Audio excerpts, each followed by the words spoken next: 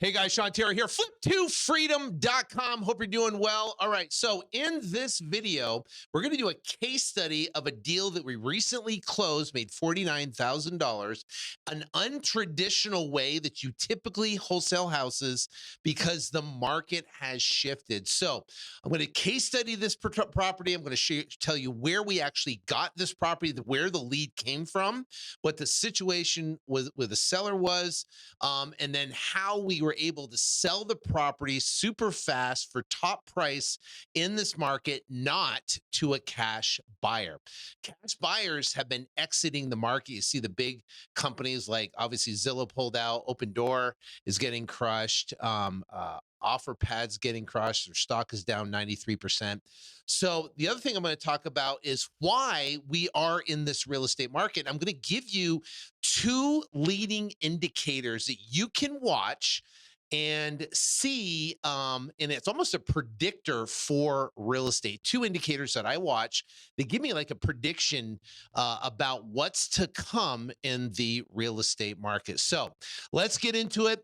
First off, before we get in the case study here, I want to talk about the real estate market and where we are right now. So I'm going to flip over to my computer right here. So we flip over to the computer. And first off, this chart, right? I'm going to go real quick through this, is inventory. Inventory kind of determines everything right here. This is the 2008. These gray sections are the recession.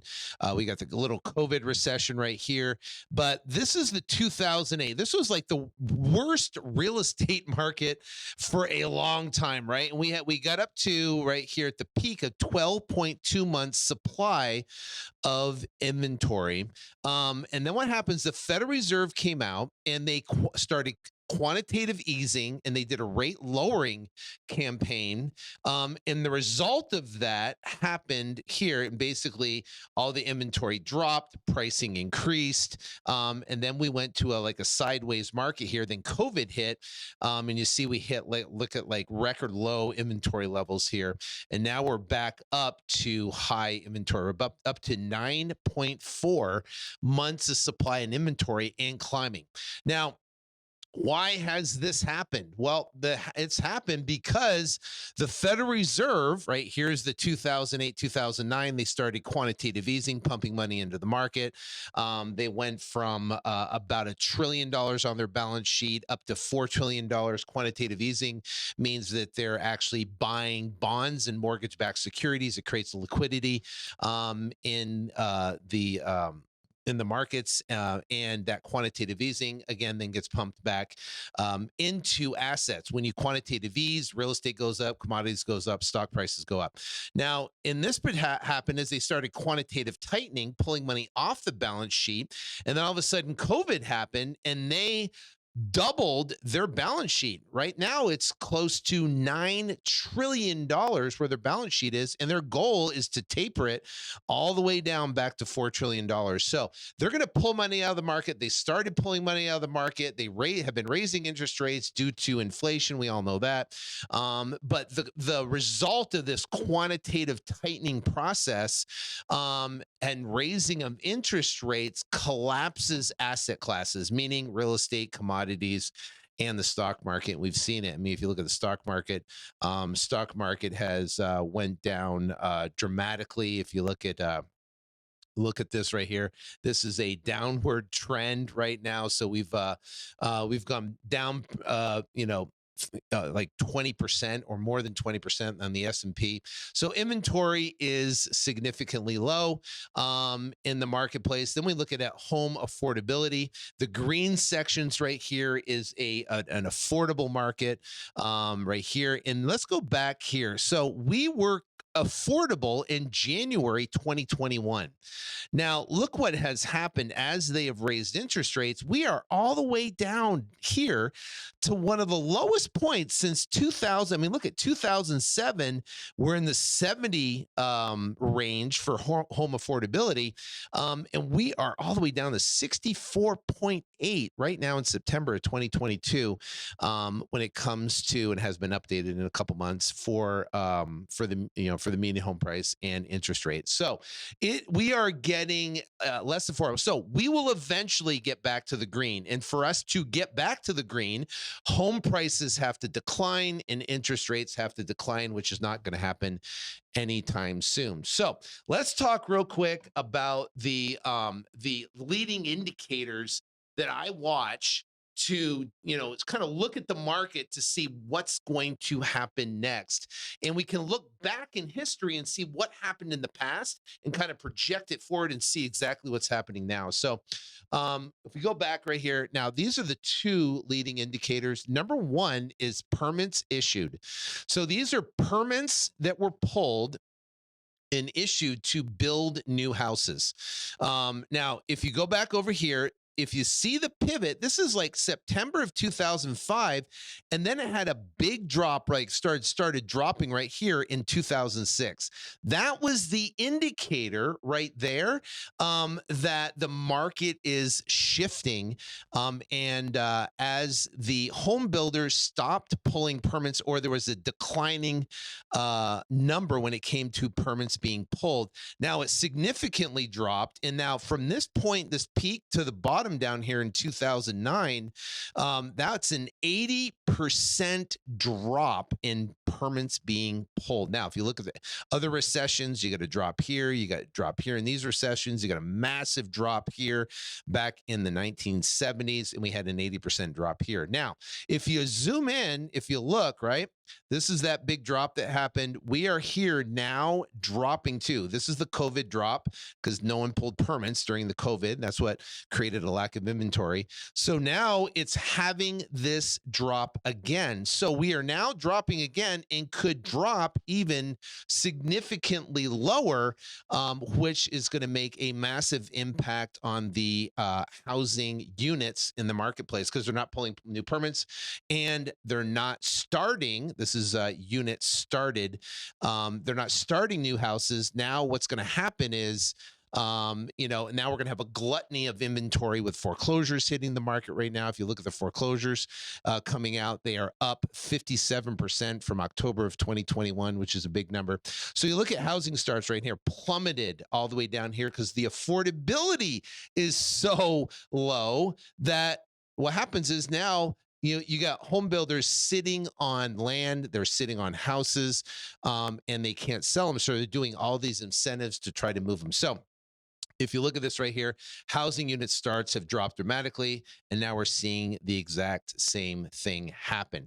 So if you look at that right here, the Federal Reserve now is right here, and they're tapering, and they're doing a rate raising campaign and pulling money off the balance sheet that's only going to continue to impact the real estate market. So the question becomes, if you're a real estate wholesaler and you're wholesaling houses right now, you're in 2 groups. Either A, you've pivoted and you realize that I've got to find retail buyers that are buying properties with conventional financing, or, I am in the other group where I'm still trying to sell my properties to cash buyers.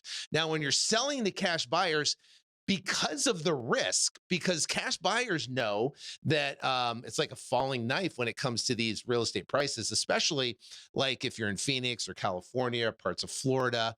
Vegas is getting crushed right now. Some parts of, Oregon and Washington are getting hit hard right now. And it's getting hit hard across the country, but not as significantly as the West.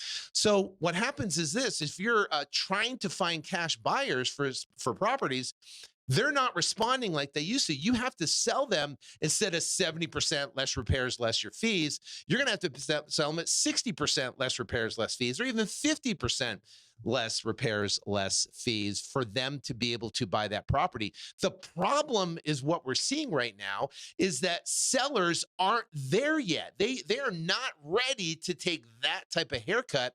So you might be getting leads in and talking to sellers, but you just can't get the property at a price that makes sense where you can turn around and wholesale that property to a cash buyer. So what do we do, right? What do we do? Now, I've been doing this now for the past close to 20 years, and I can tell you, I have never known how to sell a wholesale property to a cash buyer because there are certain things that get in the way, like title seasoning or break in the chain of title. That means you got a seller, we got us as a wholesaler in the middle, we have a buyer. There's a break in that chain and we can't get paid. So what I'm going to show you is what we're doing now to get transactions complete. And I'm going to go through a case study. So let me pull up my deal here. So here is a property that we got under contract, and the seller was looking to relocate. So let me go back over here, and let me show you this right here. So seller was looking to relocate. Right here, it's in Charlottesville Drive in Colorado Springs. The Zestimate was $430,000. The lead came from Google AdWords. So if you're not familiar with what Google AdWords is where someone can go on. Let me just show you real quick. I'll show you what Google is real quick. And pretty much everybody knows here. Sell my house fast, right? So if you got sell my house fast, I go back to the computer here. So you type in a keyword into Google, it displays advertising. This advertising right here is Google AdWords. It says ad, right here, it says ad right here. Now, if I click on one of these, let's say if I click on this one, it goes to a landing page and you can type in an address and you can get an offer for the property. So that is Google AdWords, and it works really well because you can market your brand nationally and get leads all across the country. We get thousands and thousands and thousands of leads a year that come in through our Google AdWords campaigns. So this particular property came in from a Google AdWords campaign. Seller was looking to relocate, and the lowest acceptable offer was $350,000. We got a property under contract for $290,000. Our exit price was $350,000. So if we go back and look, you can see this is our purchase contract right here. We got it for $290,000 on our purchase contract, and essentially what we're doing is we're giving the seller a cash offer. Let me show you what we have. We have a calculator right here. I'm going back and forth. I'm sorry. So we got this calculator here. If we got this calculator and we drop in some numbers for the property. I don't know why we have the Zillow estimate right here. Let me go back to the Zillow. This one is 349. So let me go back to calculator here. Oh, someone messed with my calculator. 349. And then this property is 1814 square feet, 1814, $15 a foot. And we got number right here, 465, and we've got REI Automator. This one's 450 for REI Automator, 450. We got Redfin, 467. Okay, so we've got these numbers right here, and essentially what we're doing is we're dropping in Redfin estimate, REI estimate, Zillow estimate, and it's got 50% less repairs is an initial offer on the property. So we'll make an initial offer and then pivot to a higher number. Now we got this property under contract for $290,000. There's our purchase. So a little bit higher than this number right here because it was in Colorado Springs. And we got the property under contract. So and what we did was for dispositions, right? We can't sell the property to a cash buyer. So what we are working with the seller is to list it via the MLS, right? So why would the seller let us list it on the MLS? First off, everything is disclosed. So we're telling the seller we're listing it on the MLS. We're telling the seller we're going to list it higher on the MLS. And the reason why a seller would go with us versus a real estate agent, and again, we're listing it with a real estate agent, so we can get the property sold. But what we do is that is that we will field all the offers. They don't have to declutter the property. They don't have to paint anything or fix anything. We handle all the repairs, all the, that's on the property. We'll handle any concessions or negotiating with the buyers that come in. What they get is a price, and they get a timeline that we're going to close. Everything else is like a concierge service. We handle everything else for them. And then we have a local realtor list the property. And if there's a delta in between, then we can get paid. So if we list it for $350 and we have concessions and closing costs and realtor commissions and fees, we have a property right now that roof needs to be fixed on the property. We have other property where there's, the hot water heater needs to be replaced. There's stuff like that. So we take the burden of all that, and we handle that so they don't have to handle it.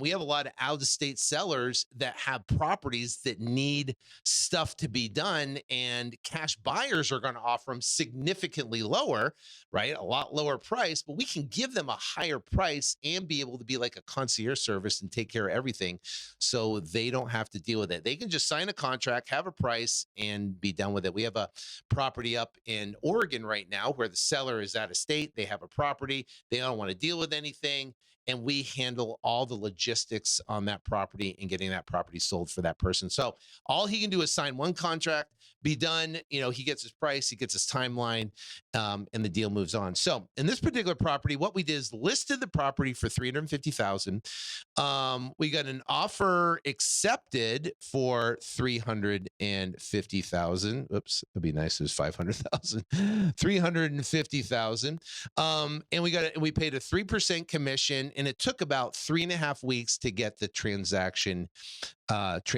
complete. So if you look at it right here, if I go down, here's it shows like the listing history, but it's weird. It says, on here it says closed, but you can look it up if you want.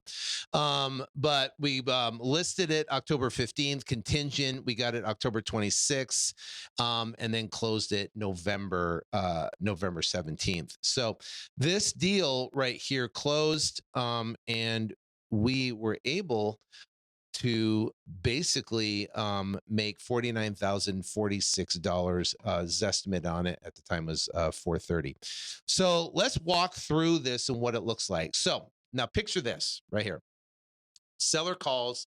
They say, I want to get rid of this house. They're relocating. They actually relocated, and they didn't want to deal with anything on the house. They wanted to move on. They packed their car and they moved on, and they left the house where it is. They signed a contract with us. They were guaranteed their $290,000, and then we moved on. So now what we did from that standpoint, obviously this is all disclosed, and we even have it in our contracts right here, and we have them sign it, that is further understood that the buyer will determine the best method to make a profit. Basically says that we're purchasing the property to make a profit, and our best method to make a profit is further understood that buyers determine the best method to make a profit, which may include but not limited to, we might rent the property, lease the property, assign the property and sell it to another buyer, fix and flip the property, or sell the property to a retail buyer via the MLS. Right? Seller fully understands the buyer is not representing, so we're not earning a commission. We're not acting as a realtor. We're not doing any of that type of stuff. All we're doing on this particular property is we are basically signing the contract with the seller, and here's that stuff right there. So go back, take a screenshot of this page right here. Of me talking about this right here, and then put that over where I was wearing my glasses.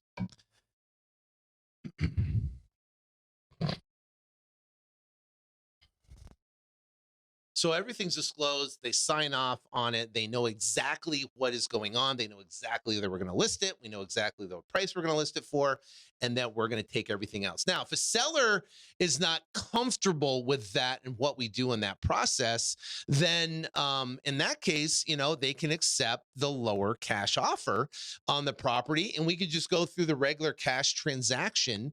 But if they want a higher price, like this particular situation right here, if I go into it, they can take the lower price, or if they want to pivot to a higher price, then for us to be able to give them the higher price, we have to be able to list the property on the MLS, be opportunistic on who's going to make an offer. It could be a cash offer, and we could go that transaction, or it could be a conventional, using a conventional loan, VA loan, FHA loan, or whatever. All right. So that was our purchase contract. So we turned around and we got the property under contract. Now, part of our contract is we then sign what's called an attorney in fact, and this gives us the right to be able to list their property with their full consent, their full knowledge of exactly what's going on, list their property on the MLS and be able to handle that transaction on their behalf, right? It's completely, everybody knows what's going on. They sign the contract and then we move forward. Now, that is that. Now what happens is that we now are going to accept an offer. So we'll go in. This is an offer that came in right here. And if you see this offer, it gives some different timelines. This is in Colorado.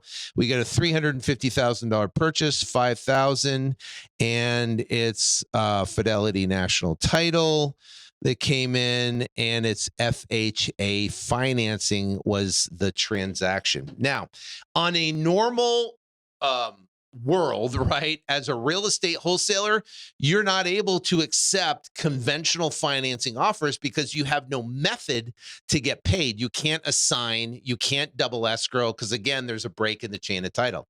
So being able to do these type of transactions allows you to sell the property to conventional buyers. Now, here's the question, and I had this question. We were just at an event, and they asked a question that goes, in 2008, what happened with transactions? Did, were there so many, transactions, to be able to have demand to be able to do deals like this?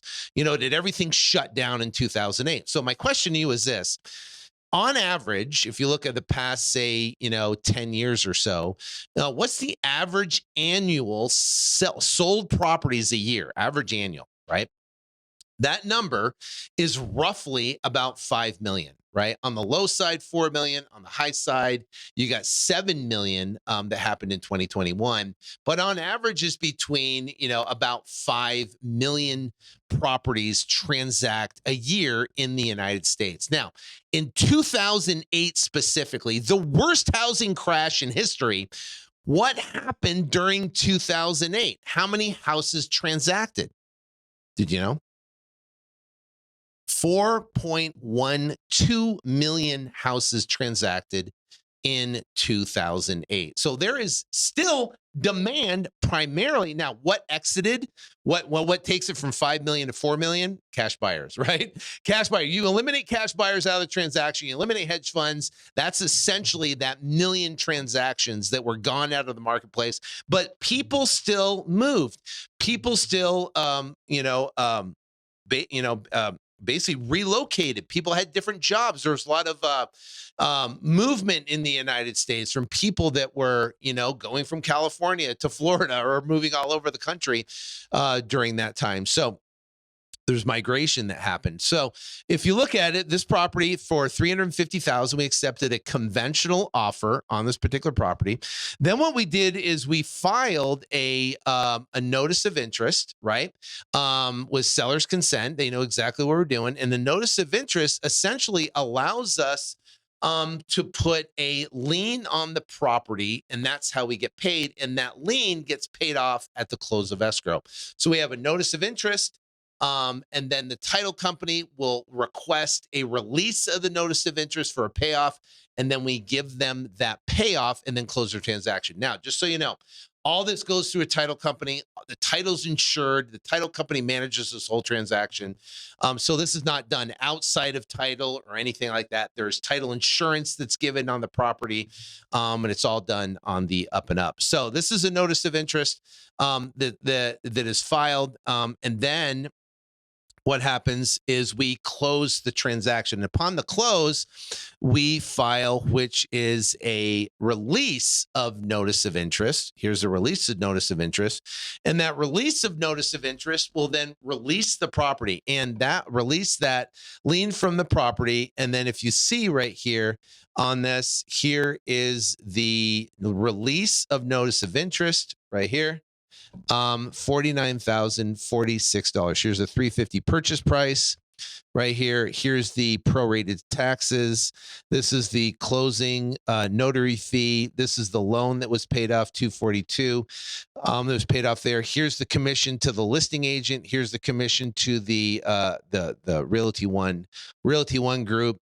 And this is the close of the transaction. And then we got a wire for $49,046. So now, guess who signs the HUD? The seller. Guess who signs the closing documents? The seller. So if everything's disclosed up front and the seller knows everything that's going on, that is the key to this entire transaction. Now, people ask all the time, why in the heck would the seller go with you and lose potentially lose $49,000, which is not lose, that's choice, or then list it themselves?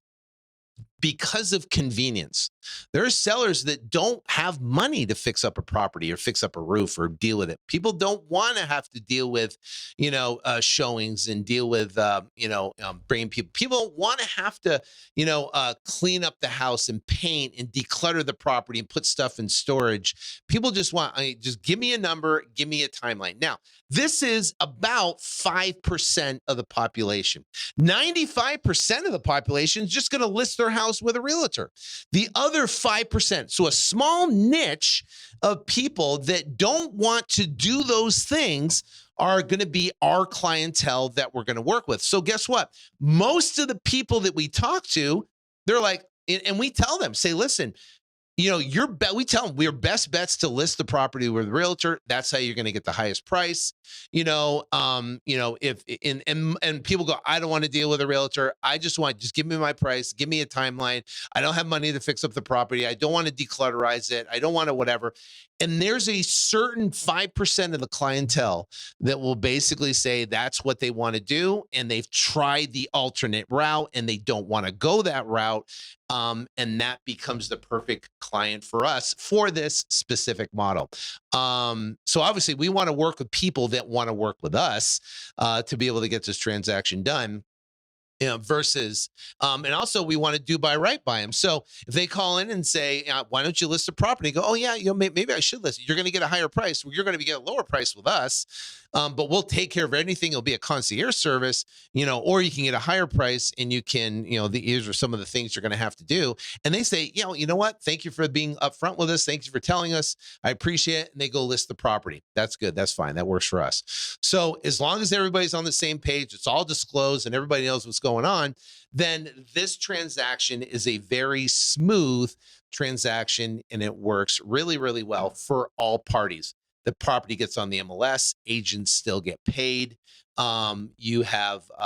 We are able to come in and facilitate the transaction and then be not act as a realtor because we're not representing the seller at all whatsoever. We're acting on our own behalf as a real estate investor. We're just being able to put ourselves in a situation where we'll take on the inherent risk of the property. The seller gets what the seller is going to get, what they negotiate, what they want, and then hopefully we'll make a profit thereafter. So that's how we do the transaction. That is a case study of exactly what's done. And I'm telling you right now, we do deals in small, little towns where there's 3 to 5, 10, 20, 30,000 population because the MLS goes everywhere. We just sold up, where the heck was that property? In Lake, some lake, something, somewhere in Oregon, in the middle of nowhere.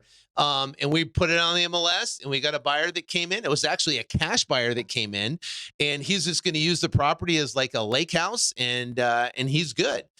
So you never know what you're going to get via the MLS, which is great. But you can go in small towns across the country. So if you're running Google AdWords nationally or direct mail, whatever it might be, you're able to transact and do deals all across the country. We do deals in California, Arizona, up New York. We got deals in Massachusetts right now. We got deals in Florida right now. We got closing Maryland, from major Phoenix, Austin, Dallas, all over the entire country.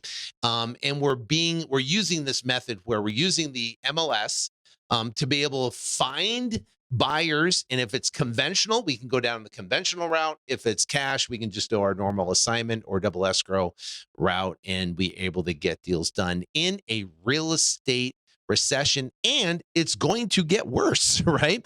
And, if we look at right here and we look at, see the back, we're basically right about here in this decline. We got a long ways to go as the market corrects. You know what I mean? We've got a long ways to go. Actually, inventory is going to be increasing. I think we're going to exceed this inventory levels. If the Federal Reserve actually has to go out and the Federal Reserve has to basically pull $4 to $5 trillion out of the market and continue to raise rates, then the market, the real estate market, the commodities market, the stock market's going to get a lot worse. 2023, we're going to have a full-on recession. It's going to get pretty ugly. Then the Federal Reserve is going to pivot, and when they pivot, you're going to see something like this. Guess what? Inventory is going to start to decrease. And this is the time, in my opinion, where you want to start buying houses, seller financing houses, doing stuff like that.